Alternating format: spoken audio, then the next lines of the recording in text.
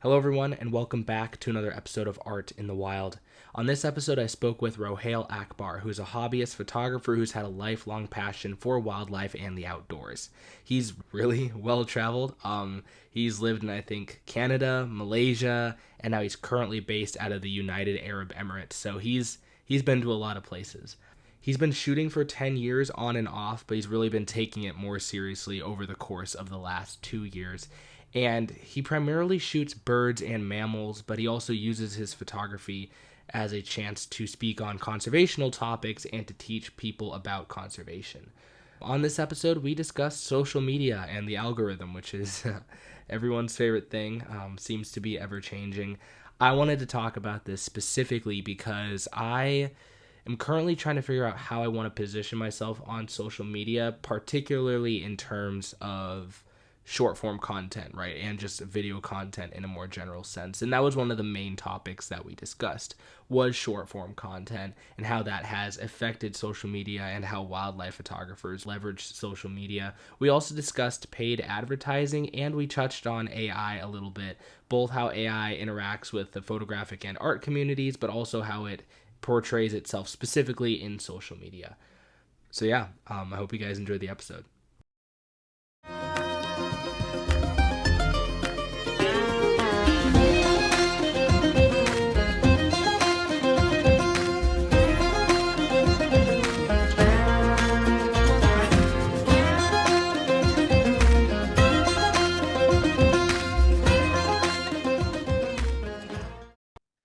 Hello, everyone, and welcome back to another episode. I'm here with Rohail Akbar, and we're going to be talking about selling your soul to the Instagram algorithm.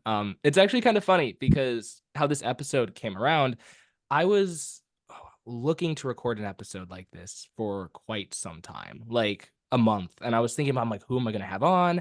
I was kind of throwing some ideas out to some friends I've had on in the past, but I was thinking about it later. I'm like, I don't really know if that's, I kind of want new people on there. And then I posted a post, an image on my story from a friend of mine named Simon, who's an insane photographer. And it was like, he's just criminally underrated. He has like, I don't know, like 600 followers or something like that. And I posted this image on my story and I'm like, yo, go give him some more followers because this is ridiculous. He has like 600 followers. And then Rohail, you responded to my story and you're like, yeah, I've been saying the same thing. Like, there's all these people on Instagram who are completely underrated photographers. And then we got into a discussion on all the exact stuff I wanted to talk about on the episode. So I was like, screw it. I'll just ask you to come on. So yeah, Worked it's out. fun. Exactly. It's perfect. So how are you doing, man? I'm doing well. How are you? How's everything? It's been going good. I've been trying to do shooting. I've just been doing a lot of like more of the computer work elements of this, like Hmm. mostly podcast stuff and things like that and meetings and whatnot. But I haven't been able to get out and shoot a ton, except, well, I mean, last week I was just in Florida. We talked about that before the episode, but Hmm. aside from Florida, I haven't been doing a ton. But I mean, have you been getting out and doing a lot of shooting right now, or has it been slow for you too? I've been out. I usually go on the weekends. I'm Mhm. working through so I do try and get out at least once during the weekend. Like to this morning, I got up and I tried to shoot something a little bit different.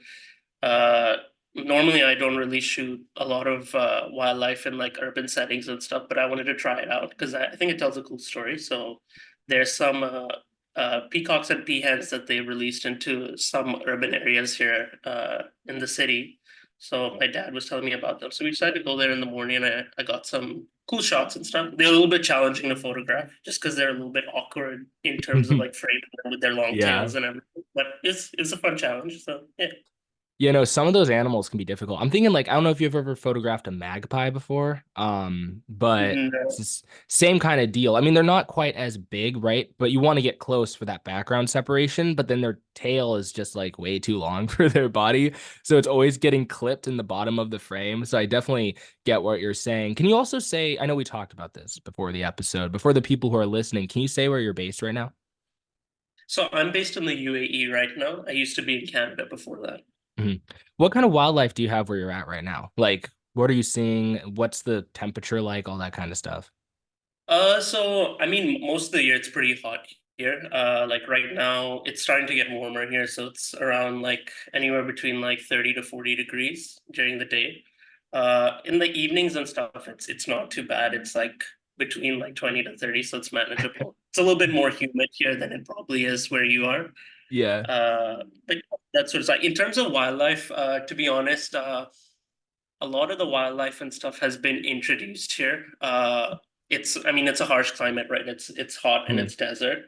There are some wildlife reserves where they've introduced like a lot of different types of doves. You have a lot of like shorebirds. You have stilts. You have some different types of geese, Egyptian geese.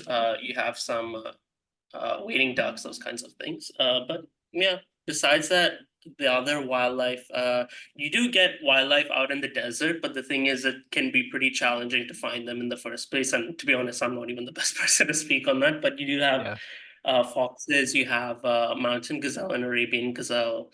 Uh, there are like hedgehogs. There's a lot of like reptiles and that whole herping stuff.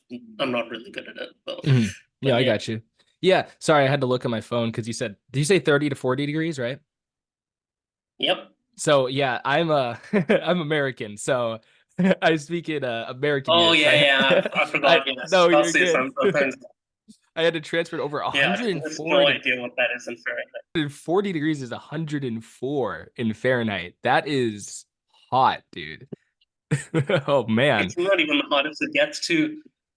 In peak summer, it goes well over 40. It can go up to like 50 degrees, just over 50 degrees Celsius. You can check what that is Let in me Fahrenheit. let me type this into my little handy dandy calculator real quick. 50 C 122 degrees. Dude, I could not live there. Oh my gosh. That's like crazy. That's the depressing thing about here a little bit, that once the heat kicks in, it's, to be honest, I mean, you can rough it out, but it's really hard to get out. It's pretty painful to go out. And also the light here can be really harsh as well I can when the heat imagine. is up. So yeah. And then the heat waves too. Like you're trying to shoot in the desert or something. The whole thing's gonna look soft because there's just so many heat Yep. waves.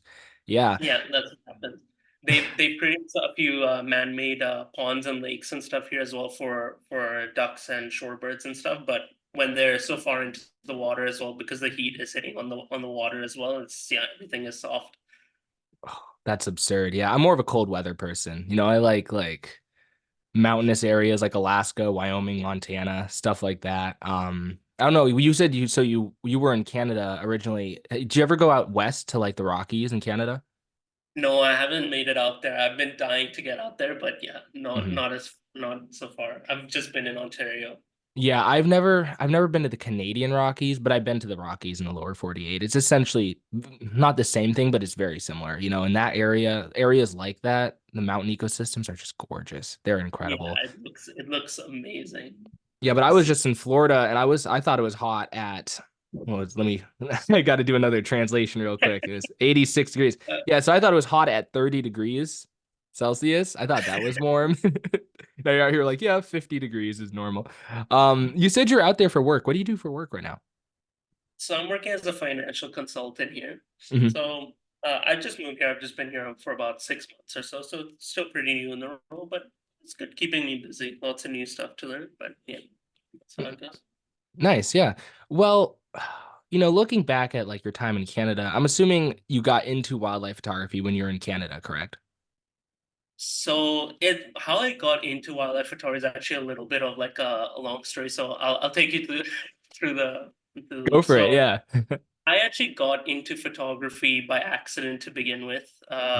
So I mentioned that I was in Canada before this, but I've also lived in Malaysia. So I actually picked up photography when I was in Malaysia.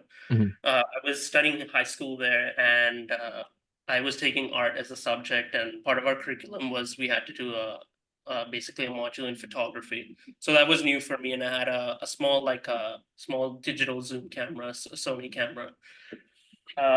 So I started practicing on with that camera, just taking pictures for an assignment and stuff. And my teacher said that like he was like, "Oh, you actually have a pretty like decent eye for things." To be mhm. honest, photos were great. It was like, the standard photos you practice, like depth of field against like a wall or something, those kinds Yeah. of things. But my interest kind of developed from there. I got a little bit into like trying to practice macro photography, but I've been doing photography since technically I've been doing it since 2013 or so. But I've been like very uh kind of sporadic with it.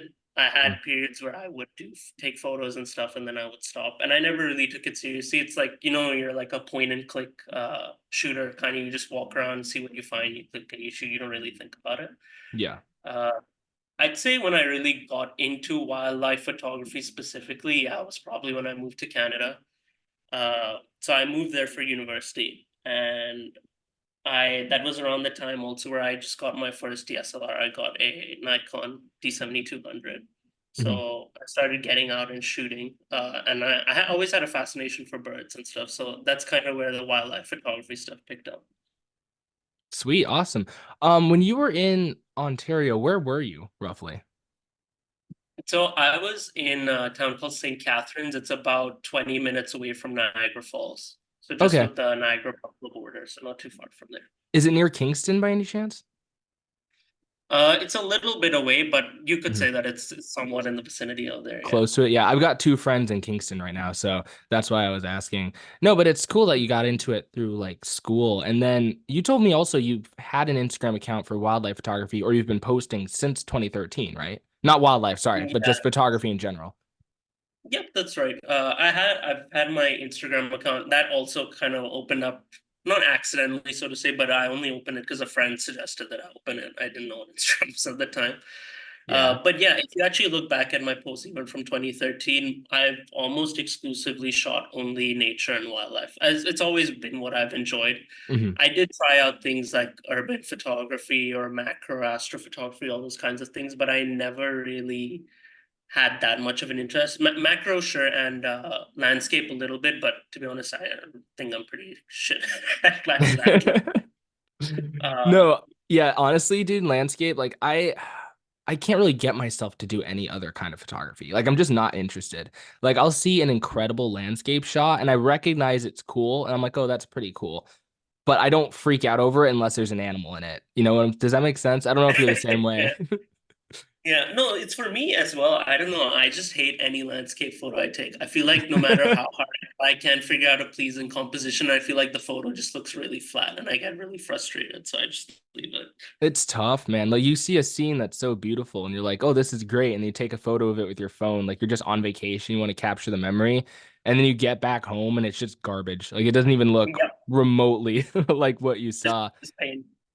Yeah, I know a lot of landscape photographers are doing a ton of stuff now where they're like mixing images and stuff. Like you have the HDR stuff, but they're also doing not just focus stacking, but like focal length stacking. So they stack multiple images on top of each other shot at different focal lengths to kind of Oh, maintain the feeling of like the mountains in the background, right? Like if you shoot a mountain, I mean a mountain landscape at like 28 millimeters or 50 mil, whatever, like a wide angle to get the oh yeah, I get landscape what in you're there, saying. Yeah, the way it appears and stuff is quite different. Yeah. yeah, it'll look the mountains look tiny in the background. So apparently, what Mm. they're doing is shooting the mountains on a longer focal length and then stacking that image together so the mountains look bigger in the background. Yeah, I don't know. I gotta read that. That landscape editing stuff looks really difficult to me. But yeah, I think I got on Instagram 2016, I think, maybe late 2015. But and I'd been shooting, I think I started shooting like 2014, roughly, something like that. So you've got me beat by like a year or two. Um, but I know you've been on there for a long time. You probably remember the old days of wildlife photography on, like back in like 2017, 2018, where like if you had like 10,000 followers, you were like hot shit. Like you were like really a big photographer. You know what I'm saying? Um, Yeah. and now it's like you have kids, they make like a small Instagram reel and then they blow up to like 100,000 followers. It's crazy. But before we get into that, the was there a first encounter with wildlife that got you into wildlife specifically? I know you mentioned that like you've always been interested in it and that's what got you into the photography, but was there an instance in your life, even as like a kid, where you had an encounter with like a bird or a something that caused you to really get into the world of animals and stuff? Yeah, so for me, I mean, I've always like since I've been a kid, I've been raised around like nature and outdoors. Like my family is really into outdoors, so we used to do a lot of camping and stuff. And this is I spent some of my younger years in the UAE and then some of them in Canada.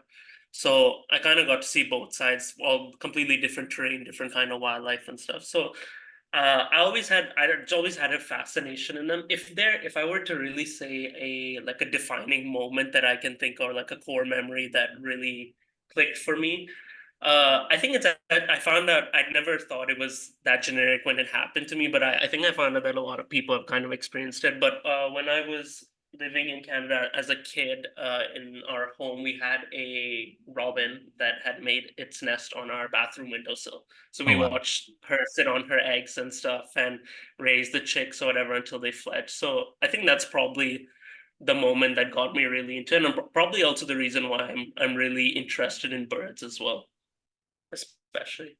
Yeah, that makes sense. I mean, that's really cool. Like, I never I did have a robin roost in front of my one of my windows when I was in like seventh grade, something like that. It wasn't on the windowsill though. It was like a bush in front of Hmm. it. And then like a week later, all the babies were just gone. Like they didn't fledge. Like they just Oh disappeared. no. I know it was so sad, but Uh, mentally, I convinced my seventh grade brain that they had fledged and they were out living their best life. Now that I yeah, look you gotta back, protect that. now that I look back at it, I'm like, I don't know, maybe not. But yeah, that was a lot of fun. But, as I said earlier, both me and you have been on Instagram for a long time and we've seen it kind of evolve and social media as a whole. So, how do you feel about how social media has evolved, but more recently, specifically in the last like 4 years? So, I mean, I'm not really even sure I can speak for the last 4 years. So, I have been on Instagram since 2013, Mhm. but I never took Instagram seriously. It was kind of a place where I would just go and I would post images, and I actually wouldn't even look at the likes. I wouldn't look at the comments. I wouldn't even respond to comments. I don't know why I had it. I think I just posted stuff Yeah. for up until like maybe 2020 or so, when I started looking at stuff. But I mean, in the last 4 years, so I started taking Instagram a little bit more seriously, posting consistently and everything in the last 2 years or so. Mhm. And in the first year when I started, it was actually like my growth and everything was pretty decent. I was taking it a bit more seriously, like interacting, engaging with whatever pages and people, and trying to connect with the community. uh like I would gain, like, just for example, at that time I would gain like 100 to 150 followers a month just from consistent posting, and that too, at that time my photos also weren't that great. At least I wouldn't say by my right that they were anything great. uh, but now, like, so I took a couple of one or two breaks for like a month or two in last year, 2023. And when I came back, I guess I don't know what happened with the algorithm, but pretty much all my growth and everything came to a standstill. And I think that's what a lot of people are struggling with in general. There's only particular types of photos or videos that really do well, and to be honest, for me, they don't really creatively satisfy me. Mhm. It's a lot of like trendy photos, like portraits, close portraits, the famous blue edits, which I'm not too fan Oh of. boy, yeah. No, the the fake blue hour dude. I've talked about this in group chats. It's either the fake blue or the fake golden hour, right? They just grab that temperature slider and just push it all the way Yeah, to the right or the left, and then it blows up and it gets like 30,000 likes and you're looking yeah, at it. and the thing is, I don't hate it. Mhm. It's just that I've seen people's pages, like people who make it everything about their page, like every shot is that shot, and I'm Yeah. like, for me personally, I'm like, it takes the life out of everything. It's like that's not what nature looks like. And Mhm. the second thing is just like, for me personally, like what I enjoy about wildlife and nature is the color in it. So it's like desaturating all the color and make it completely blue. It just kind of kills the vibe for me. Yeah, same. I mean, I personally prefer, and I find that that kind of style of photography is more prominent in like European circles. I don't see it as much. I find maybe this is just, this is off my own individual experience, but I find like North American circles tend to have more true to life, but exaggerated to an extent. They're a little too contrasty or a little too saturated. You get what I'm saying? Yeah, I get what you're saying. Yeah. I find in Europe I see a lot more of the crazy blue hour, the crazy, muted tones, and then also a lot of like the fake implemented gradients in the background. So they'll like Mm. blur the background and make a fake background and then make it a gradient and then put the subject on that. It Yeah, and then you definitely see the banding and everything. Yeah. Yeah, yeah, for sure. It definitely happened a lot in America too. I mean, I don't mind, like, I don't really care what people do with their work, like, it's whatever. But it is interesting to see how a lot of different images can be rewarded, different styles of images. I think portraits might resonate with a lot of people, specifically non-photographers, because one thing I heard from people is like, as photographers, a lot of us kind of like more wider, small in frame scenes because we're so used to seeing portrait, portrait, portrait. Like, if once you get a telephoto and have like basic understanding of that animal's behavior, getting that portrait's going to be pretty easy unless it's like a really elusive subject. But getting that really compositionally powerful small in frame scene is going to be more difficult. But the issue is, to a non-photographer, they're not in photography circles. They don't have a telephoto lens, right? So to them, the portrait that shows all the detail of the bird that they don't really get to see on a day-to-day basis is more compelling than the, wide Yeah. angle landscape, which they would see with their eyes. Does that make sense? That's one explanation I've heard for that. Yeah, completely. You actually summed it up really well, which is yeah, it's like uh technically, I mean, it makes sense also that portraits and things like that would be trendy because the mass audience are people who are not photographers, and yeah, they like seeing everything up close because that's something that they wouldn't be able to see otherwise.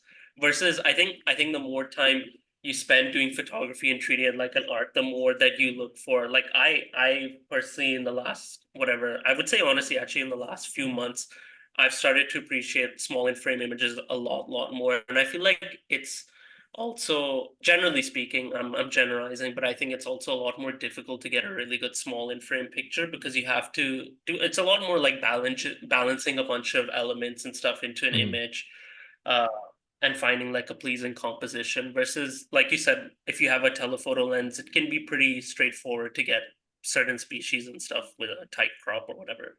Exactly, and the background separation is super easy. Like, when I was in Florida, I was telling you about earlier, like, dude, like, it was just a 500. I needed to, like, position myself a little bit to really kind of focus on the background composition in terms of, like, splotches of color and some texture coming through, right, to really maximize the scene. But if you had just given any kind of basic, beginner photographer a telephoto, like a 500 or 600 millimeter, they would have been able to do okay, because that separation, I mean, it's just kind of flat out. Like, it's Yeah. just shoot the bird, right? I mean, come on. Um, Obviously, things like post-processing come into play after that. But when it comes to actually getting a good small and frame image, there's a lot more room for it to just be way too boring or be way too messy or just to be garbage in general, right? And I would agree. I think it's difficult to intentionally make a wider composition work for wildlife, on average than your portraits. And well, and now if we're talking like snow leopards, right, or Amur leopards or some crazy animal, then like, yeah, getting a portrait may be a little more difficult. But I think on a Yeah. general basis, like, I would agree with you on that. Yeah.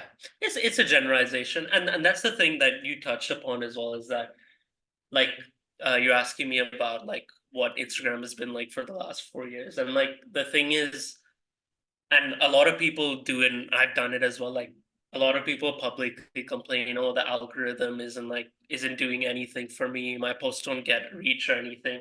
I thought about going that route as well, but it's like I just feel like it's a waste of time. It's like the complaining is almost 100% not actually going to get you anywhere. And I also don't want like pity likes or like pity comments or anything like that. I'd rather Yeah. people comment or like for the work itself because they Mhm. actually like it. So I mean, and that's the thing. It's like if you really do want to gain a following, it just depends how much of your soul you want to sell to the algorithm. It's like, do you want to conform to what works in the algorithm? Do you want to change your content up so that it's more popular so you get a following, or do you want to stick to your stuff and whatever? Yeah, for sure. Yeah. And one thing I also like to mention too is a lot of times people will blame the algorithm with when really what they posted just doesn't resonate with their audience that much, right? It doesn't make it a bad shot, but they'll post, like, let's say they post portraits and then they get this small in frame that they're in love with, right? Like this blue hour small in frame with artificial bokeh. If they post that, that's not going to resonate with their audience because like their audience doesn't follow them for that. But then they'll turn around and be like, "Oh, the algorithm's screwing me over." It's like, "No, bro, your follower base just doesn't like it." You know what I'm saying? Yeah. Which is weird though because I've had some posts recently that I've posted and I feel like they would typically, and I mean like the last few days. Like I feel like typically they would align with what my follower base would find pleasing, and then they just did horrible likes, like my worst in the last like year or two.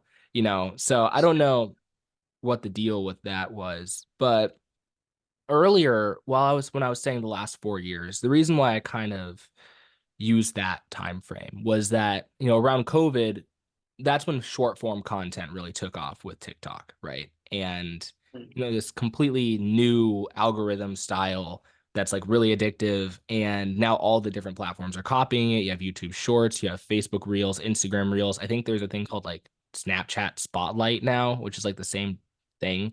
God. um yeah, I don't have Snapchat. I got it for like a year, never touched it. Like I'd go into the I app and see have it actually.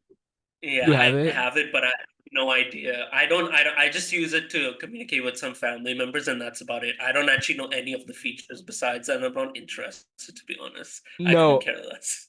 honestly, dude, like I got it because I had some friends who were like, "You should be on Snapchat." I was like, "Okay," and I got it, and I have all these friend requests now from people like I used to know in school and stuff, but I'm not on there enough, and then I get these friend requests from people I don't really know, and I'm like, "Am I supposed to accept this? Am I supposed to deny it? Like, what's the right thing to do?" So I was like, the solution to this is I'll just delete the app, right? So Yeah, just that, get rid of the problem. yep, there's bye. But I've heard that Snapchat now has their own short form content thing. And I feel like Yeah, I that, wouldn't be surprised. yeah. And I feel like that's really shifted how social, I mean, I don't feel like it. I mean, that has fundamentally shifted how social media operates, right? It's now just becoming so video focused, and growing off of photos is very tough. Back in the day, 2018, if you had 10K followers, you were legit. Like you were a big person. And in the wildlife photography community specifically. If you had 40K, 30K, 50K, like you were a hot shot. And then if you had over 100,000 followers, like dude, like that was like you were like a legend. But now, you have people, they make a couple of short form content videos, and then they get 200,000 followers off it. And it's not a bad thing. Honestly, I think it's overall good in the wildlife photography community specifically. I would say that social media I mean, it's short form content specifically is probably a net negative for society. I just think it's not very good. But yeah, it's really changed how this whole thing is operated. How do you feel about, because I've noticed you make some reels and stuff like that. I saw them on your page. How do you feel about short form content and how it's kind of playing into this whole wildlife photography system that we've had going for a long time? So the thing is, I mean, I'm not completely opposed to it. I mean, like, is it something that I really do? Not really. I make a couple reels here and there, but I don't really put a lot of effort into it. Mhm. Uh, the thing is, it again kind of boils down to, yeah, just like knowing your audience and what they're looking for. Like for me personally, if I were to make reels, I think I would want to make something that's more long form, and it's like a little bit more like educational. But the thing is, reels is not for that. At least I don't feel reels are for that. It's Not like at you all. said, it's Yeah. short form content, and it's for people to just swipe and zone out. They don't want to think about things. It's like people come back from like a day of work and they're like exhausted and they don't want to think about things, and they just want to see something funny or cute or cool and just not think about it. Uh, like for me, I don't really like reels. I don't use it. Like as in, I don't ever watch reels myself. I very rarely go You on like IG don't? reels and scroll. Not at all. I Dude, don't have that's an awesome. interest. Mhm. I mean, to be fair, okay, I have TikTok, but actually the stuff that I watch on TikTok is very different. It's more like I like watching like comedic content. I don't watch any content that's related to wildlife at all. Mhm. I just feel like I prefer looking at photos and those kinds of things. Like of course if it's someone I'm following, I'll check out their reel or whatever, but I just feel like it's very like monotonous, formulaic, and from my experience I feel like a lot of it is kind of just like random. Like there are people who get like viral content, but it's like I could produce a reel and someone else could post the exact same reel or something really similar, and one of ours might go really viral while the other one wouldn't. So it's like it's a little bit of like luck and chance that you just happen to hit the algorithm at the right time and it picks up or whatever. So it's kind of like you just keep posting stuff and hoping that it launches or whatever. For sure. And also too, like sometimes you can repost the same video and then it'll blow up when it got like 1,000 likes Yeah. before. And then it'll be like, oop, now it's 300,000 likes. And yeah, I mean, it certainly is interesting. You know, luck is a big part of it. Definitely consistency is too. I mean, people they'll just post reels, post reels, post reels, and then eventually, they get one that sticks. But I think the big thing is if you want to pursue that route, you really have to be innovating because I see a lot of people and I know one guy, he posts Instagram reels. I'm talking hundreds. I mean, this guy posts like two a day, like going, like hundreds and hundreds and hundreds of reels, but he does the same exact thing every single time. And then he's only gained like 2,000 followers from them, right? And Mhm. I think if you really want to grow, you're going to have to switch up what you're doing until you find something that works, and then hold on to that. But it's kind of like, I like what you said earlier. It depends on how much of your soul you want to sell to the Yeah. algorithm to, actually do this. And you can always throw Mark Zuckerberg a couple bucks, right? And then you'll automatically be everywhere. We can talk about that later too. But, you know, it's tricky because it also a big part of it is it depends on how seriously you want to take photography, right? I mean, if you're just doing it to share your work and post what you like, then just like do that. That's fine. It doesn't matter. You don't need 200,000 followers to do that. But if you want to participate in the field as like a high level amateur or a actual full-time professional photographer or even semi-professional photographer, I think going forward, having a strong personal brand is going to be important depending on what you want to do, right? Like Yeah. I like the public speaking aspect. I spoke at a conference in New England on Cape Cod. Was it back in back in November? Spoke at one in Florida last month, and then I've got another one out in the West, and then I've got another one in New England for the next year, then maybe another one down south. So like I like doing that part of it. And I feel Yeah. like, you have a lot of these people who are going to be, having like 50,000 followers, 200,000 followers, all this crazy stuff. And I feel like for me, it kind of feels weird walking in with like 4,000 followers, when you're going to have a I lot of get what people. you're saying. Yeah. I think it is two things. It's one thing that you touched on already is that like Reels also like whether you use it or not and whether you create short form content that's trendy or not just really comes down to yeah what your objective is. What are you hoping to achieve on Instagram? Mhm. Like for a lot of people, it is just simply that like oh I like my photos and I want to share them with my friends or my followers, whoever wants to see them, kind of thing. But for some people, it's that they want to create a business out of it, or it's their livelihood. They want to sell prints or whatever it is, or those kinds of things. So it makes sense. At the end of the day, if it's a business and like to have a business, you have to get customers, and the only way you get customers in is to keep yourself relevant as well, and that you keep growing your page as well. Unless you can source your customers from another way, but to be fair, Instagram, if you get like a trending reel and stuff, it's a good start to get a lot of eyes on your work. Mhm. The other thing, I actually lost my train of thought now where I was going with. No, you're chilling, dude. That What happens to me all the time.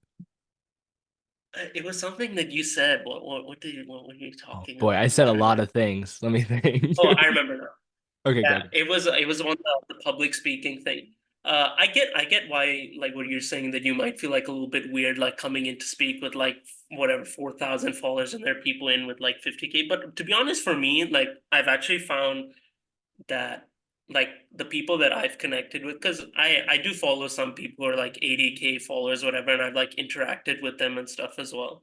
Uh, like the thing is, I don't really see much of a difference. With like, there's a lot of people who have like whatever 1.5K followers or even less, but like they're really good at what they do and they know what they're doing. You Mhm. know, like they take photography very seriously, and the thing that I was gonna touch upon is that like some of these people who get like whatever a viral reel or a viral photo, and they get a massive following, it's always concerning when you see that like something comes out that they've been like found like performed like involved in unethical photography or those kinds of things. It's like what kind of message are you sending? Yeah. It's just really sad to see, and you never know with people like this because it's like I guess it's a bit of a poison as well. Like fame is a poison as well. That you develop a bit of an ego, and it's like the bigger the following you have, it's like the more you might be willing to compromise just to get a good photo. Mhm. So I don't know. It's a little bit of like a fine line, I guess. Yeah, it is definitely difficult. It's yeah, I mean, honestly, like just like what you said, the most important thing is like what's your objective, right? What's your end goal? I know a lot of people, and honestly, like there's a ton of photographers. Like I know a lot of people who are full-time photographers who don't actually most of the full-time wildlife photographers that I personally know, they don't give a crap about reels and stuff like that. Like they make a full-time income off of just like they just build their personal brand in the wildlife photography community specifically, have like 5,000 followers and have a bunch of repeat customers that go in workshops with them, right? And then they're chilling. Um, and that's just kind of what they do. Like the one guy I went on a workshop with recently, he's like, yeah, he's been doing it for like 30 years. And now he basically gets like 90% of the same people just going on the same workshops with him over and over again. And, he's vibing. But I think that there's a really kind of a new, there's, I think this all the social media stuff provides a new way to monetize wildlife photography that's a lot more novel, right? In the past, I mean, in the old days, it was like, oh, you license images to magazines and you win contests and you sell prints and you're chilling, right? Now you're like making a lot of money. And then there would be people, a lot of the like Arthur Morris and stuff like that before the internet came along who were really good photographers, really good at what they did. And they would go on like city tours and they would do speaking on these tours and they'd sell books and they'd make a lot of money doing that, like selling the tickets and things like that. But then all of that information on how to be, because if you wanted to learn how to be a good photographer, you had to go to a talk from somebody who is a good professional photographer. But then it all got democratized with the internet. So now all of it's just free at your fingertips. You can look up a Ray Hennessy podcast or a Jan Wagner YouTube video, and there it is right there. So that kind Yeah. of died out. Now it's in workshop land, right? And you run workshops and you do that. That's where most people are making their money along there, there's public speaking and stuff like that. But I feel like there's a kind of new market opening up with like sponsorships and coaching and things like that. That is completely different from what we saw before. And I think having a large personal brand is going to really assist in being able to monetize it in that fashion. You know what I'm saying? Does that make sense?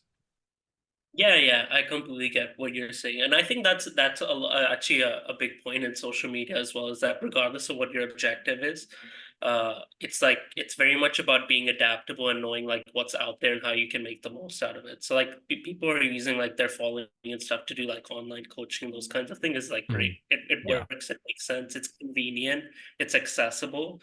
So like it's a smart move. I might not get much more to say than that. It's a Yeah. smart move. It's good thing.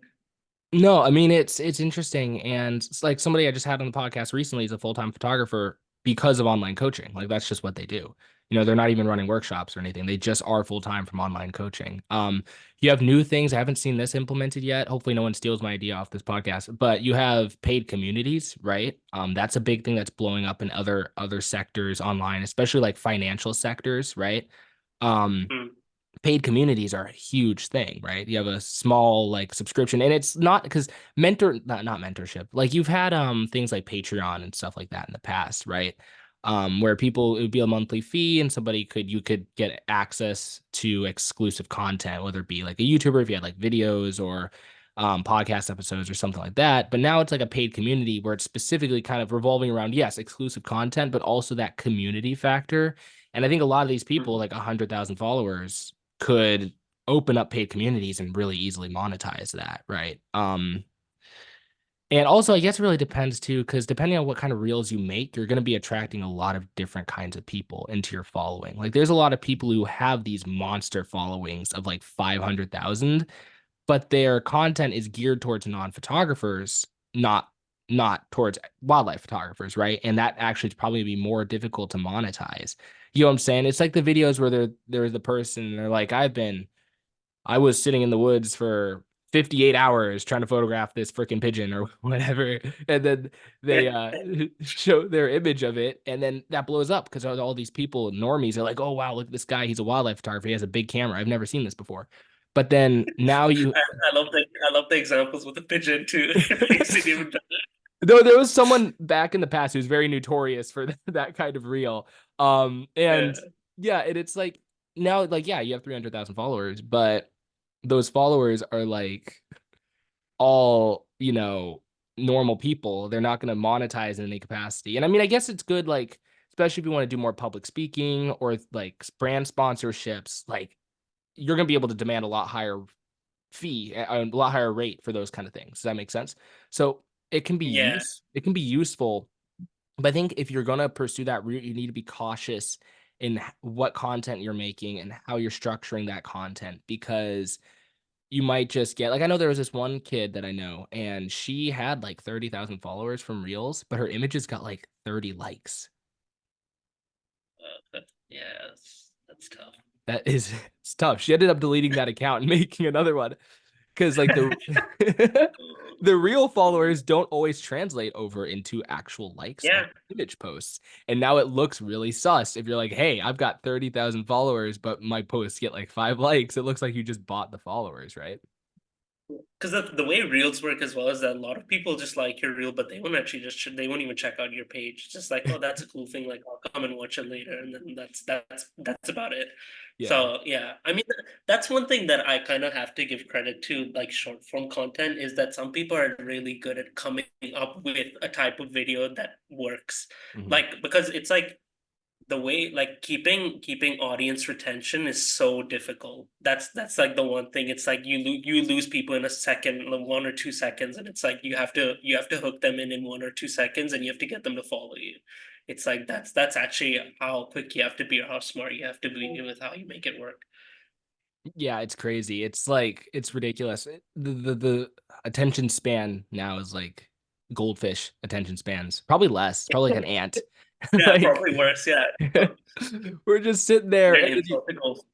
people will make like real just split decisions when they see a reel, and they just scroll. And I happens with me too. I know you said you don't watch them that much, but like I have like an addiction to short form content. It's gotten way better over the last like few months. I've gotten a bunch of like software and stuff that like shut off certain apps on my phone after I've been on Oh them my for a certain amount of time. god.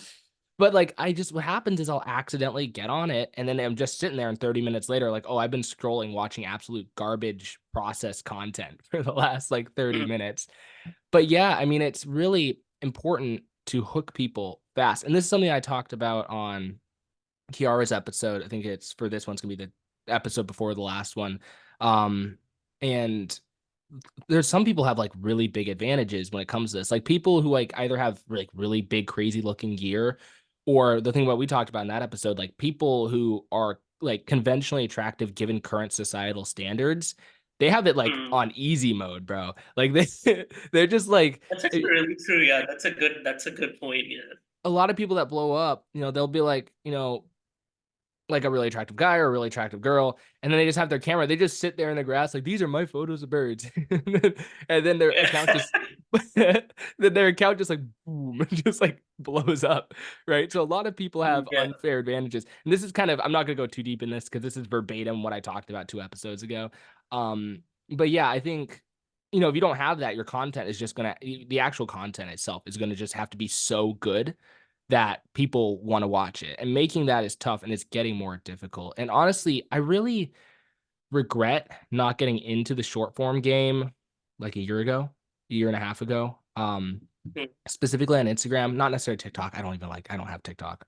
But I feel like so humans are very mimetic, right? And I was in a lot of group chats, and people would send these reels from photographers, and they'd be like, "Oh, reels are cringe, blah blah blah blah blah," And it's like, you're kind of incentivized to go along with whatever the group is saying, right? So I didn't make reels because I was like, "Oh, reels are blowing, blah, blah, blah," And now I'm sitting there, I'm like, dude, if you just made reels, you could have had like a base of followers that you could monetize in some way, and then use that to make it a profession.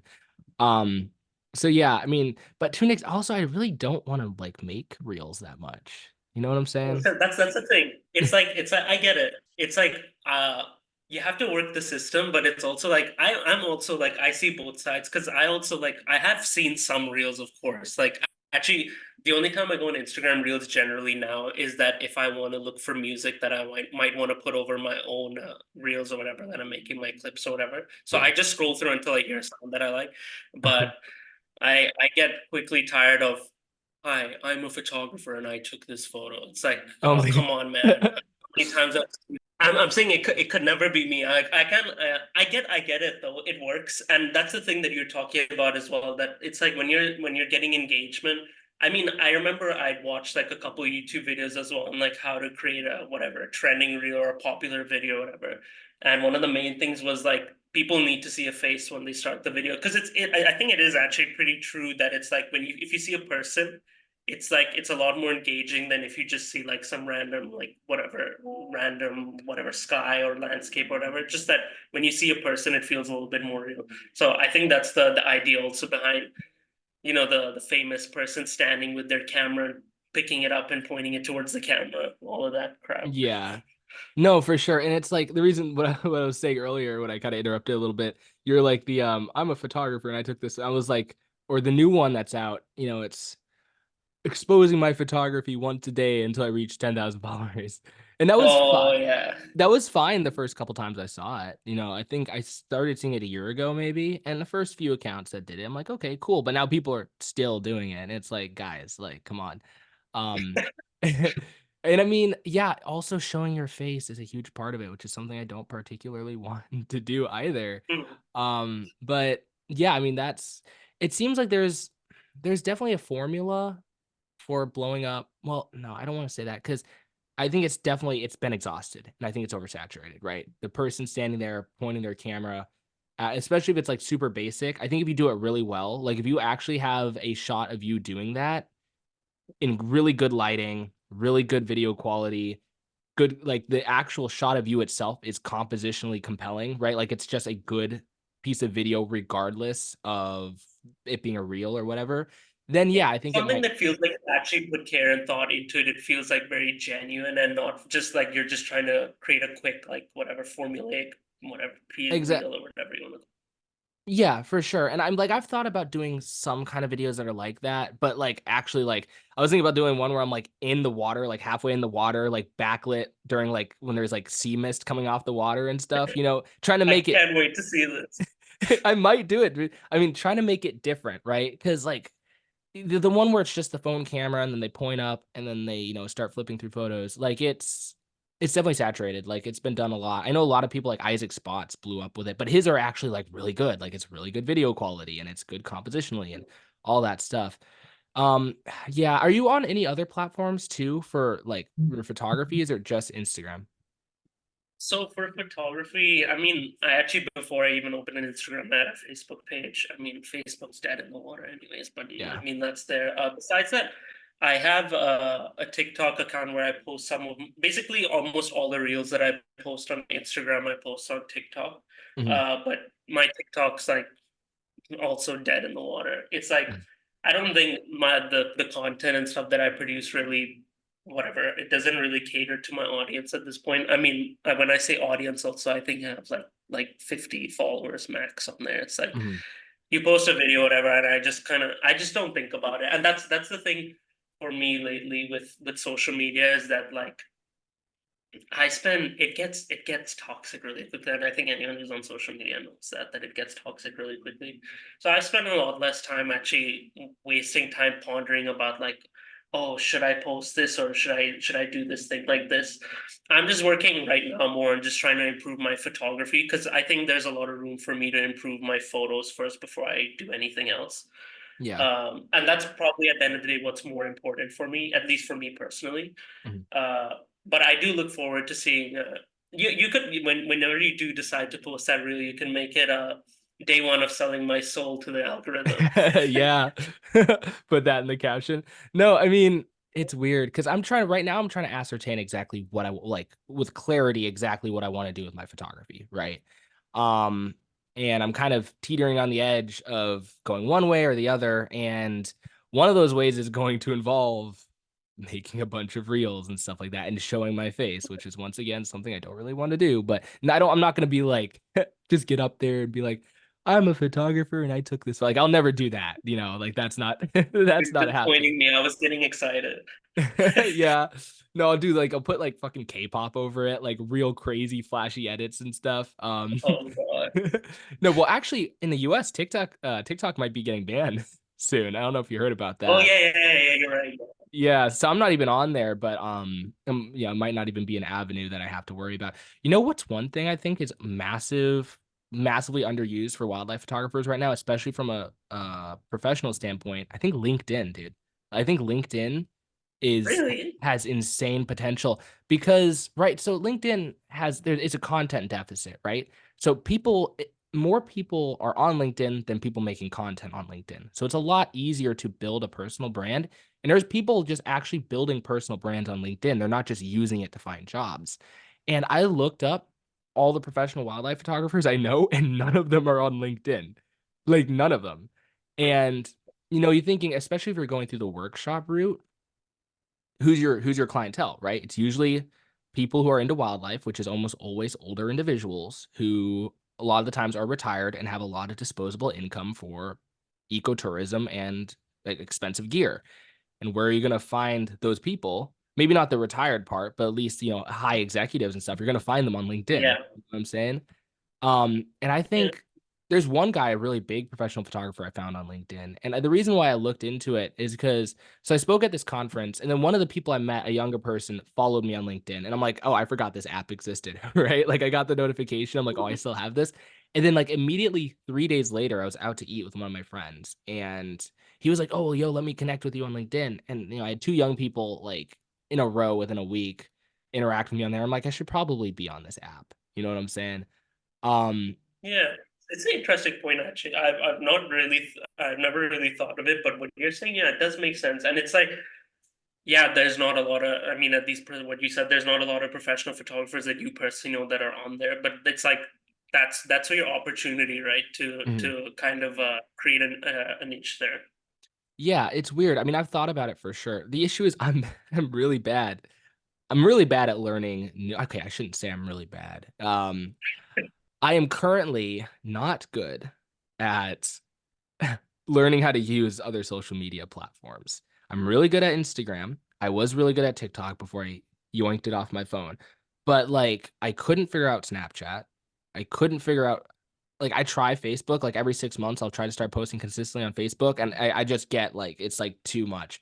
And then LinkedIn, the issue with LinkedIn, like now people can like see if you like view their page or like see their activity or your activity or whatever. So like if you're on there, like people can like see what you do. And I don't want to like be on LinkedIn and then like I don't know what you're supposed to do on there, right? So I'm like nervous about going on there and posting and stuff like that because I don't know what to post. Like I don't know what you should be posting on LinkedIn. That's the thing now. I've seen even, and the thing is, that's my biggest issue with even Instagram is like of course I'm invited on here to like talk about like Instagram and stuff, but to be honest, like I don't even know if I really know much about the algorithm at all. It's just like you practice and you hope like for the best. For me, like the algorithm on any social media platform is like a big conundrum.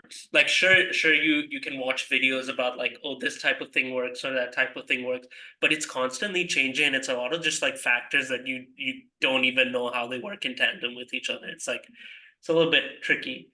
I mean, you have nothing to lose, I guess, if you did want to do it. It's like you have to start from somewhere, and it's like you have the opportunity there, and you kind of have to seize it at the time before when this podcast comes out and someone else takes your idea and makes it work quicker than. Exactly. Yeah. I mean, yeah, you're right. Like social media algorithms are super dynamic. And honestly, I don't even think the software engineers that built them know how they work. I think they're just nobody knows. They're just black boxes that are just destroying our society. And Yeah, it's yeah, I mean, I don't know how they work either. And once someone gets it pinned down, they figure it out, then it changes, like you said. Um, and I think that also the problem is too with short form content is social media has an incentive to keep people on there for the longest amount of time as possible. And short form content is the most effective thing that they've had ever for that, right? So yeah, it makes sense that they're going to really push short form content and not photos so much, you know? Like, what was the last time you saw a photo blow up on Instagram? It's a good question, to be honest. I've only like, I mean, maybe 2 years ago. I honestly, I really, I mean, I've never had. I know that people used to actually get like photos that would just blow up out of nowhere. It's never happened to me, but Mhm, I do know one or two people that yeah, their photos did kind of blow up. But to be honest, even for that, I know that they got a lot of likes and engagement on the post, but I never really looked at also how much of a following they gained from that, like whatever photo post blowing up. I have no idea, but I have heard about it. But yeah, I think that's also yeah, that's just kind of non-existent now as far as I know, because Chinese Instagram's not pushing that by any means. And I mean, mhm, I get it. Also, it's like even me personally, find a video more engaging as much as I love a photo. Like I would still take, for example, I would take watching a video of wildlife over looking at a nice photo. And I mhm. don't know if that's a surprising thing to say, but it's like if it's filmed really well and it's like showing a behavior, I just think a video is more engaging than a photo. I love taking photos, but it's like I'm also looking into moving into wildlife videography, which is like kind of the new thing that I'm exploring. Because I mean, I've had an interest in it also in like filmmaking and things like that. So yeah, Yeah, for sure. Like you said, I mean, the photos blowing up doesn't really happen that much. I know one of my friends had one, a great gray owl photo that blew up, and he got a good chunk of followers. He got like 6K followers from it. He had like 3K when he posted it. But it's like nothing compared to short form content. Like the same kid, right? He posted an image and it was a great gray owl and it got him like up another 6,000 followers. So he was like at 8,000 followers or something like that. And then he posted an Instagram reel and he got 200,000 followers off that one reel. It got like, let me check how many views oh it got. wow. It got, yeah, so it got 35.7 million views on just his page alone. And then his other pages, like, and other pages like took it and blew it up. So like across all platforms, it probably got like 100, over 100 million views or whatever. Yeah, so he like blew up from that. So like the images, like the image, how do I say this? Images blowing up definitely does happen. It does help, but it's nothing compared to short form content. I think that's just how that algorithm works out, you know? But yeah, and then also I do think video and it's kind of just the future where this is going. Like, you know, you can only there's a lot of wildlife photographers now, right? Like a lot of people, gear is a lot more affordable. You know, people are able to go out and do it, and then the barrier to entry is getting lower because even lower level gear is just good now, right? Like you could have a camera that's not that expensive, but it's 10 times better than the best camera 7 years ago, right? Yeah. So you know, the bar for good photographs is going to be continually rising, right? Especially as more people come out and they start teaching online on free platforms and giving out tips, and then people are building off of that. It's going to be exponential. Whereas I think videography has more leeway with capturing actual interesting behaviors, like you said. Um, Yeah. like so instead of There's getting that. There's keep going. sorry to cut No, you. no, keep going, keep going. No, there's that, and there's also even like now AI as well. Like there's a lot of, and it kind of comes back again to like the general audience, people who aren't photographers. There are a lot of people who don't know when something's been like over edited or it's just straight up AI. Like I've seen I think some people I follow share pictures of like an AI generator, and it's not even an existing owl species. It's just a random like owl from AI, and there are people commenting like, "Wow, this is amazing! It's so great!" And they're commenting at the bottom, they're like, "Guys, this isn't even real. This is an AI generated image."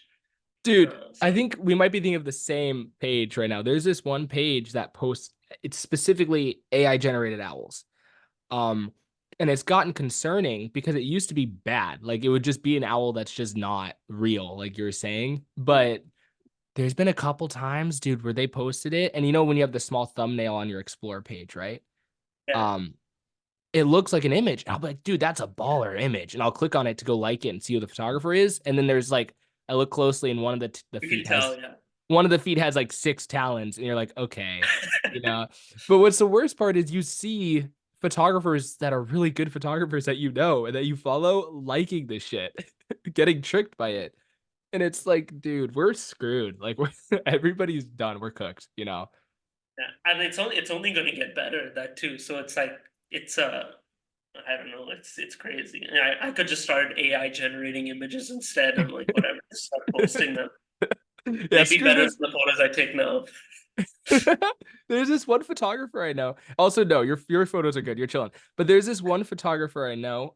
I ran in. He's not wildlife, but I ran into him, and he was like landscape or something. I don't know. We were chatting, and then Mid Journey dropped, and now he just makes AI generated shit. Like that's What? all. Really? That's all he Wow, does, bro. that's crazy. It's actually wild. And I was like, oh, he's messing around. When it first started happening, I'm like, oh, he's messing around with AI art. That's cool. Oh, he's still doing it a few weeks later. That's cool. And I don't want to unfollow him because he was a nice guy. But I'm like, fuck, dude. It's been like a year and a half. You don't post real images at all anymore. It's just all AI That's who art. he is now. You just have to accept him for what he is. Exactly. Exactly. Well, no, dude, I don't want to go too deep into AI because that needs to be a whole different conversation in and Yeah, of itself. But one thing that's, I don't know if I mentioned this on the podcast before, I thought about making a small kind of informational Instagram reel on it, but I don't know. I think wildlife photographers specifically are in a really good position when it comes to artificial intelligence, like extremely good compared to other photographic fields like portrait mm, photographers, print sellers, especially B2B print sellers, like people who are selling prints to their own communities. Yeah, sure, they might be in a better spot, but people selling to like businesses, like hotels, chains, and stuff like that, I think they're in trouble, right? Because like hotel chains, like they can make something in Mid Journey for free. Like they're not going to pay you a couple $100 for a print. yeah, And then people who do portraits now, there's gonna be like AI, I think there already are AI portrait platforms. You take a bunch of basic portraits of yourself and then it makes just an incredible portrait, right? So I think that a lot of photography fields are in trouble, but wildlife photography now is just glorified ecotourism. It's not even like you're not selling images anymore. Barely anyone does that. Some people do print sales and they make full time off that, and that's really cool. But you're more building your brand, and people want to buy a print from you. It's a different thing. yeah, Whereas most people now, they're running workshops. They're bringing people to Africa. They're bringing people to shoot polar bears. And I don't want to expand too much on this because it's something I want to do more in the future. But it's like, um, how do I say this? Until we get terminators running workshops, like AI terminators, going out and running workshops with people, like we're chilling. Like we won't have to worry about that. And I feel very fortunate in that capacity. But also now videographers too. Like there's AI video stuff coming out that's great. yeah. I'm not super like read up on it, but yeah, I've seen like even I don't remember what it was, but I saw there's some Adobe software that came up that basically can just AI generate like a full video for you based off like a couple of cues, and I'm like, It's that's stupid. insane. But like I can't fathom it. It's like it's crazy, and it Yeah. just comes out of nowhere. It's like one day you have to make a video from scratch, and then the next day Adobe's coming out with this thing, and you just have to type a sentence, and it's gonna make a whole video for you. Well, the weird part is, so here's the weird thing. It's like with the AI photos, it came out and it was garbage. Everyone was just, all the artists were shitting on it. Like they're like, this is terrible. It would try to generate a person and they'd have like 8 arms and 6 fingers and they, whatever. But then it started to get slightly better. Like, oh, hey, this person actually has the right amount of limbs now. That's cool. Right. And, artists were still like, oh, no, it's not. I think digital artists specifically are in such a bad position with this. They're like, oh, no, it'll never replace humans. And then it just started rapidly just going up bit by bit by bit. And then I mean, the difference when like these platforms like the Mid Journey and all that stuff. The difference between when they dropped and then a year after they've been operating is insane. And I messed around with Mid Journey not for like my photography, just to see what it could do. Like it's kind of fun.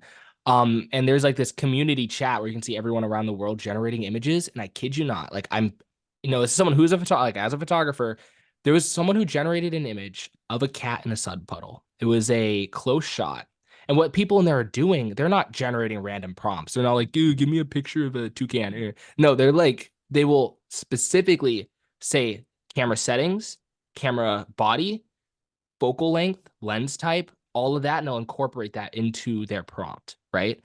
And so you see all these portraits, they look real. They're like, give me a portrait of somebody shot on a Canon R3 with 50 millimeter f1.8, 2.8, right?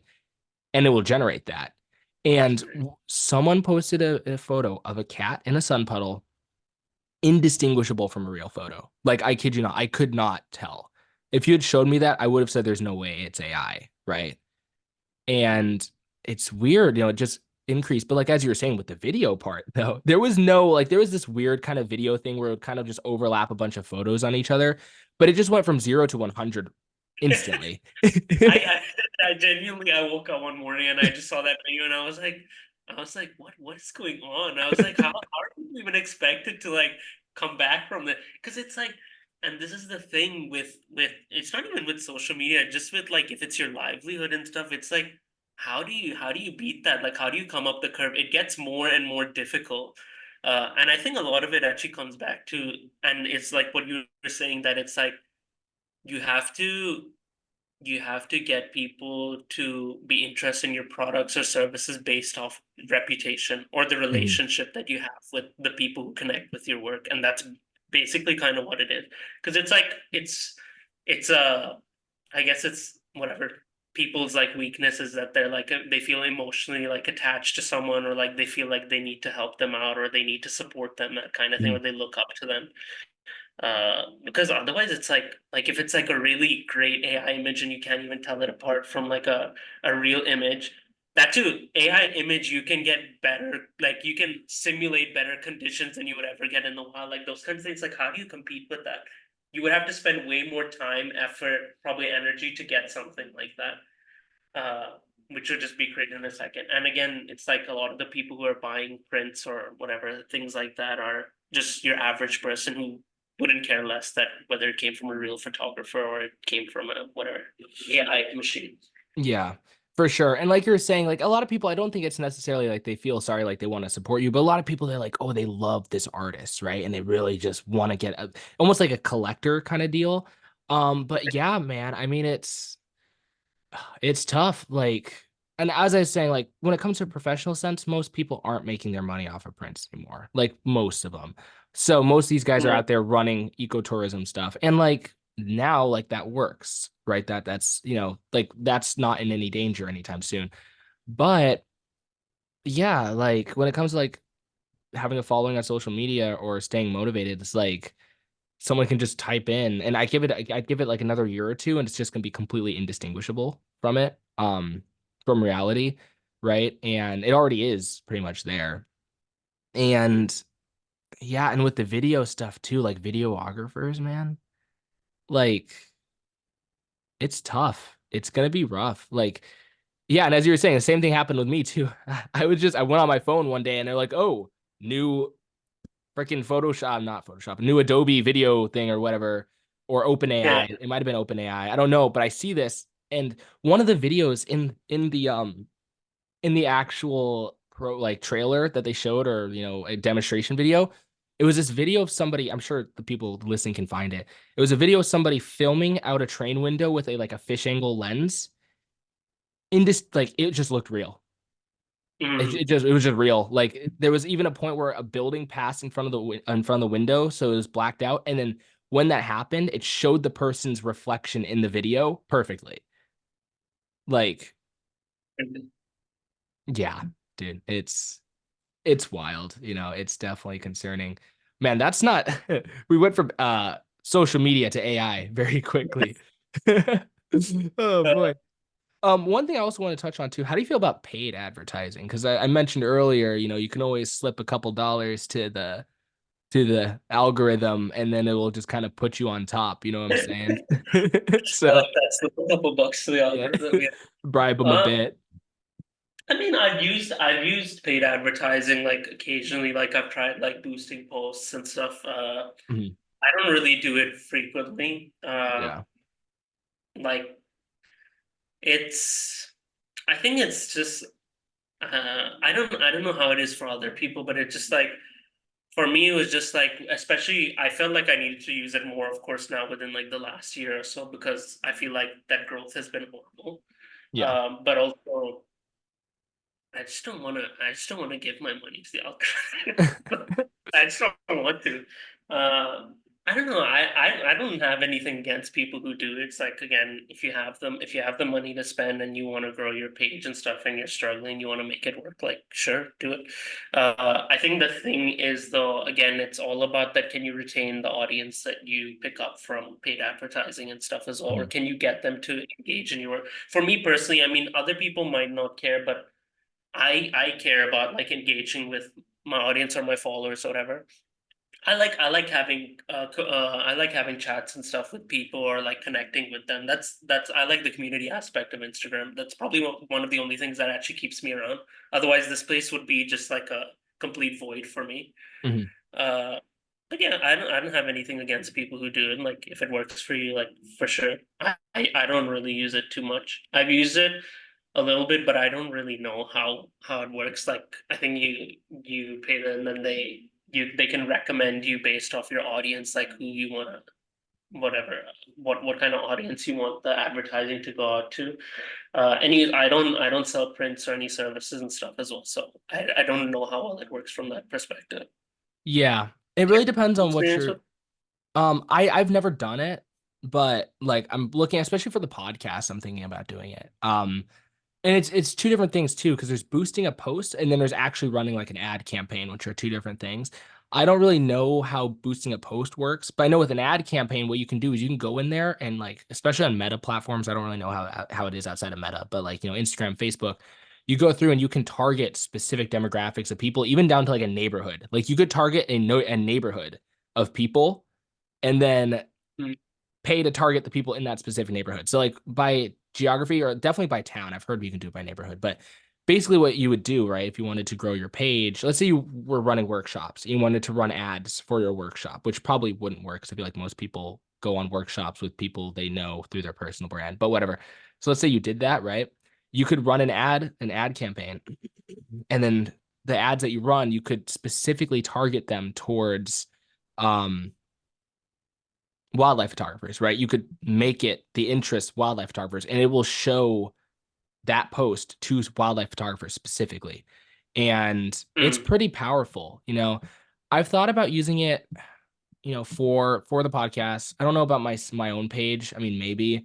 Main thing is I just want to get some more people viewing this and organic growth for what I'm going to be doing on this. I mean, I'm probably going to do some reels and stuff too for this, just taking out audio clips. But I have to grow mm. it, and doing it Yeah. organically is going to be tough. Like it's going to be really slow.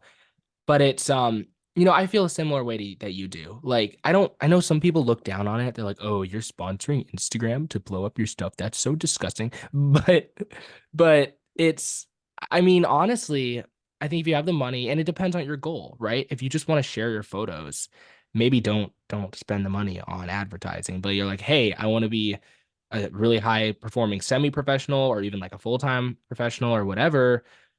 And you have the money to spend, at that point, if you don't do it, you're just leaving it up to luck. Like people will say, like, oh, this guy did it organically. He deserves all the, like, as we said earlier, especially with reels now in this new age of short form content, it's like luck, bro. Like you just post it and then it'll randomly blow up. So I don't really think it's too big of an issue to utilize paid advertising things. Does that make sense? Yeah, and I agree with you. I don't really get the argument that like, oh, you use paid advertising, like what that's gross or whatever. It's like just be real about it. It's like if you want to use it, you can use it. It's a free world. Do what you want. If it works for you, it works for you. I Yeah. think those people just fuck up like wanting to be on like the moral high ground that like, oh, I grew my page organically. It's like don't be on an ego trip. It's like if they want to do the way they did it, they did it. It's fine. It is what it is. Yeah, same thing with reels too. That's exactly why I didn't make reels because there's a lot of people I know. They're like, "Oh my God, this guy makes reels. That's so nasty." Yeah, I'm like, and and it's like that stopped me from making reels during the main gold rush of when it happened. And you can still get a lot of followers off of it, but it's not as easy as it was, right? Like it used to be back like during when Instagram Reels started, like Instagram was just pushing videos out for whoever, whenever, right? They were really actively trying to get people to watch their stuff to compete with TikTok. So you would just low effort wildlife photography videos just blow up instantly. And Mm. looking back a year ago, I'm like, I should have been doing that. It's funny. My mom was telling me I should have been. And whenever it's one of these things, my mom is like pretty much always right in the back. In retrospect, she'll tell me. She'll be like, do this. And I'm like, no, I don't want to. And then a year later, I tell her, I'm like, I should have done that. She's like, ha, I told you, you know? But yeah, I don't know. Yeah, I mean, for reals, yeah, it's a thing. I can understand like you're feeling that like people that you know will be like, oh, you're making like reels, that's like really cringe or whatever.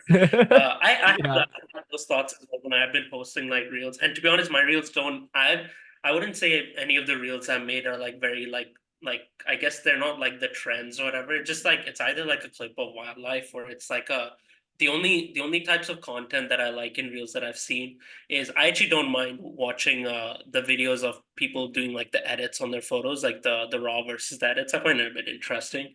I don't find it too cringe either. Yeah. And the other types of videos that I like, at least from reels, are like anything that's like a fast cut montage. I know you can't really like. It's not really like education. You don't really learn anything from it, but I do like it. It's like a uh, I don't know. It just gets me a bit like excited or like interested in whatever's going on, kind of thing. Yeah, for sure. The reason why I laughed when you mentioned the before and after edits on Reels is it's like, yeah, I think that's a really cool idea. But dude, some of the 90% of those that I see, the editing choices are interesting, to say the least. I'm trying to be nice. You get what I, I'm I, saying? I like the ones that are really like crazy edited because I find it really like interesting to see like what the actual original photo looked like. Uh, Yeah.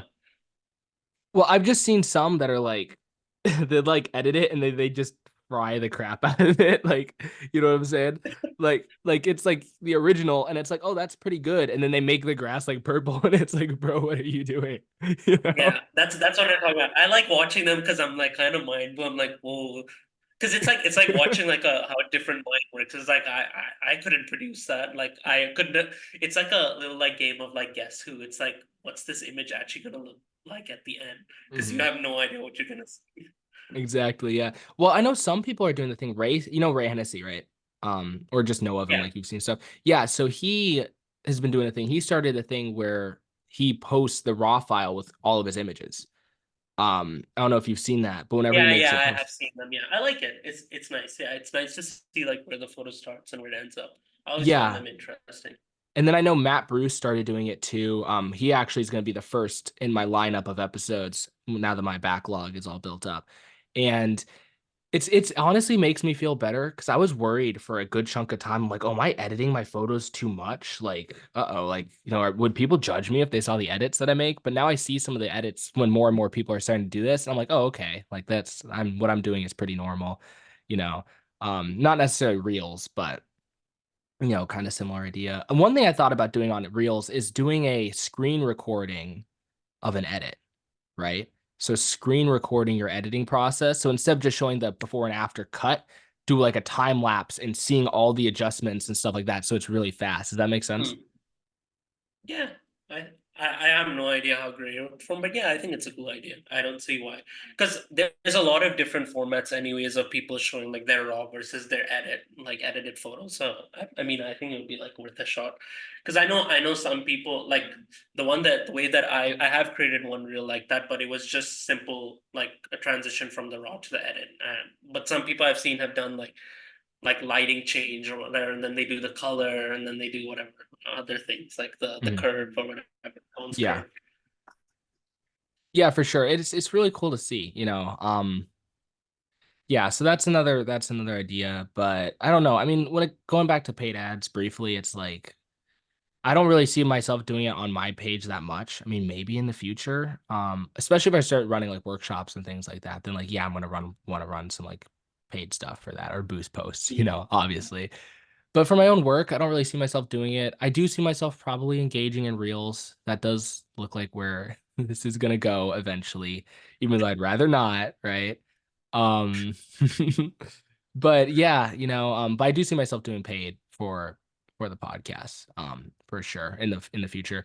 What do last question, because we're kind of oh my gosh, like almost like an hour and a half now. What do you see yourself doing? What's your social media strategy over the next year or two or whatever? Like, do you see yourself doing reels? Do you see yourself just sticking to your guns and doing what you're doing now? Like, how do you think you're going to position yourself as time goes on?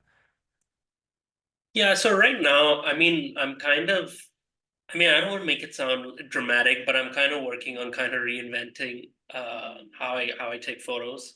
Mhm. Like we were just talking about like raw versus edits and stuff, and I have shared it on a couple occasions on my stories like a raw versus an edit photo, and I have been going through a kind of a cycle of asking photographers that I look up to for feedback on my photos and stuff because I'm looking to improve. I think I am a little bit heavier on the editing side, and I'm kind of trying to dial that down a bit and work actually on taking better photos, like when I'm out in the field itself, rather Mhm. than having to rely on editing and things like that. That's kind of like what my focus is more on right now is just like improving my photos. I am focusing a lot more on doing like small in frame photos rather than portraits or things like that. Uh, but otherwise, besides that, I do plan to do more reels. I forgot to mention as well. I don't know if it's counted as a social or not, but I do have a YouTube channel as well. Oh, nice. Uh, I do, I do, I do videography, but I used to do digital art as well. Mhm. Not professionally or anything. It was just like a hobby. Uh, but when it comes to videography, I'm looking to do more wildlife videography. So I've been working on some stuff to do with that. I want to try making like some documentary style thing on certain speed because I've seen a lot. I've had the pleasure to see a lot of wildlife species across whatever Yeah. the country selection that I've been through. Yeah. So I thought it would be a nice thing as well, just to because one of the things I want to improve on is I do talk about conservation issues and stuff as well. Uh, Mainly was in Canada, but also now in the other countries I'm visiting. So I thought that taking video and stuff would also be a good way that I could work on making some short documentaries that raise information, education about conservation issues, and also just like capturing whatever wildlife behaviors and those kinds of things. So that's kind of what I'm kind of shifting towards. But it's a pretty steep gradient. Like learning how to edit videos and stuff has been a challenge. It's Yeah. very time consuming. Are you using Premiere Pro or like a DaVinci? What are you using? Yeah, I'm using Premiere Pro, but I've been told that yeah, a lot of people use I think DaVinci or is like Final Cut or something like that. Mhm. One or the other. I can't remember off the top of my head. So I'm just trying to figure out what makes the most sense. Technically, I've been practicing videography since whatever 2 years ago I started doing it. But I didn't really spend as much time at that time, and I didn't have a camera that could take really great videos. So I was doing a lot of the filming on my phone. Yeah, no, I got you. I mean, the phones are incredible at this point. Like the stuff they can do is insane. What you also touched on is something I completely forgot to mention. When I talk about like building a personal brand on social media, I was just thinking about it more from like a social media brand growing perspective.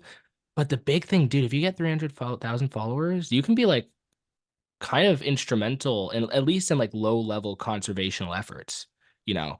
Like you can do a Mm, lot with that. If you play your cards right, and that's another thing I don't know how I forgot to mention that, but that's one of the major talking points when I discuss the pros of gaining a following through reels is like if you want to help out, like promote a cause, protect a certain area of woodland or stop a bill from passing that's going to jeopardize an endangered species or something, you can actually use your yeah. follower base as a wildlife photographer to kind of Yeah, it kind of have comes along, yeah, with public speaking as well, that you can kind of speak on your own agenda and stuff. You can educate people, and it's generally people will be more willing to listen to you as well if they look up to you or they have something. Because it's like if you have good work, your work kind of speaks for itself, and Mhm. people kind of follow in tow with that. They take more interest in what's going on. So that's kind of the goal. The goals for me, at least.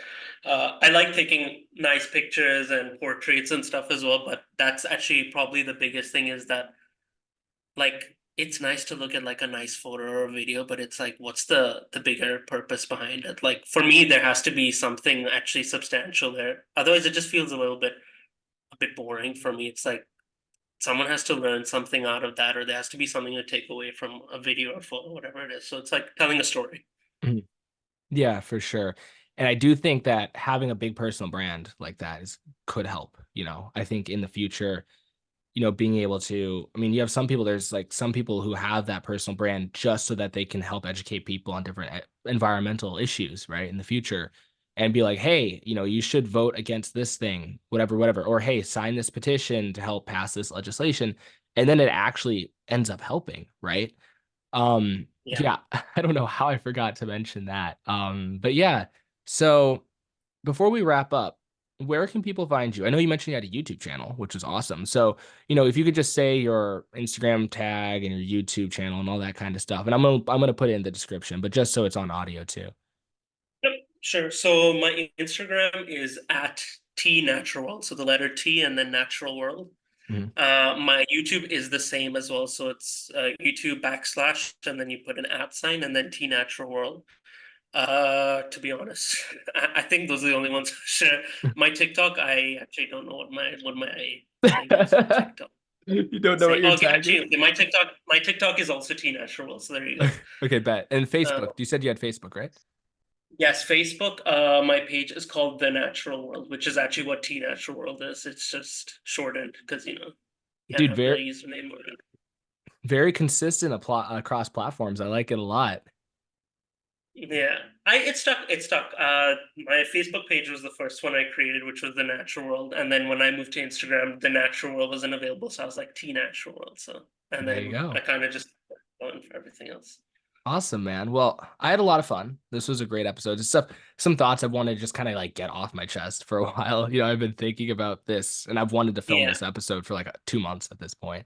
But yeah, I had a lot of fun. I want to thank you for coming on. I had a blast. Thanks for having me. I enjoyed the chat as well. It's nice to connect with people and like talk about this kind of stuff because it's a lot of stuff that people don't also generally talk about too often. So it's been a good chat. I enjoyed Exactly. it. For sure. Yeah. And I also want to thank all of the listeners who have listened through this entire episode. As always, I hope you guys had as much fun as we did, and I will see you on the next episode.